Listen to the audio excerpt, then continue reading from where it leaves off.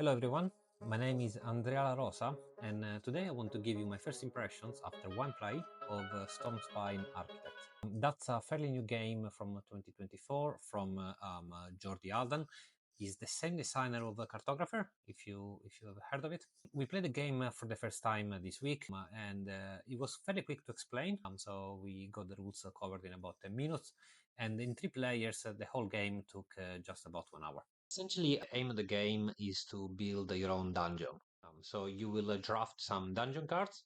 This means essentially that you will have a set of dungeon cards in your hand. You will pick one, you will place it down in your dungeon, and you will pass these cards to another player and receive cards from another player. And this keeps happening essentially until you have completed your dungeon.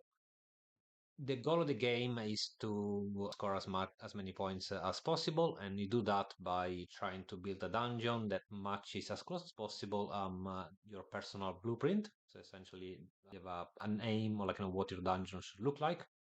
Then there are some goals that are some individual goals, some that are shared across different players.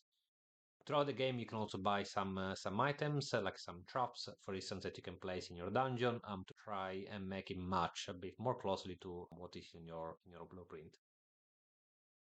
I must say that I found the concept of having to build your own dungeon quite interesting. It felt novel to me, at least. Maybe something that has been done before, but I haven't seen it before.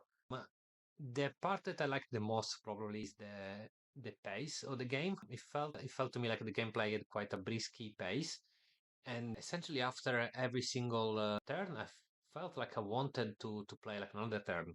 Couldn't wait for to get an extra card and be able to play it. I was really excited, like not to think about okay, what am I going to build next? What cards I'm gonna get from one of the players. And as a last point, I also really enjoyed the art. It felt it was really in tune with the theme of the game. So all in all, I quite liked it. I must say, I found the level of difficulty of the game to be just right in terms of being a game that I could enjoy playing often. Don't get me wrong, I do enjoy playing heavier games or lighter games as well, but either of them perhaps I wouldn't play them that often. Perhaps, yeah, my ideal level of difficulty would be something just a little bit higher than what Stonespine Architects is. But nevertheless, like a perfect, almost perfect level of difficulty for me. One aspect of the game that perhaps I wasn't entirely sold on is the interaction with other players. There is some degree of interactions that you can have, in that you can prevent other players from getting a card that they may want. However, the odd thing for me is that you have really little idea of what other players are really aiming for. I mean, the only way in which you will be able to know is by getting up from your seat, going look at the other player's dungeon, the other player's blueprint, and really try to understand what they're doing, which is not something that you will do, I feel like, ever in a game like this. As such, having the ability to actually prevent other players from doing something, it feels a bit needless, let's say.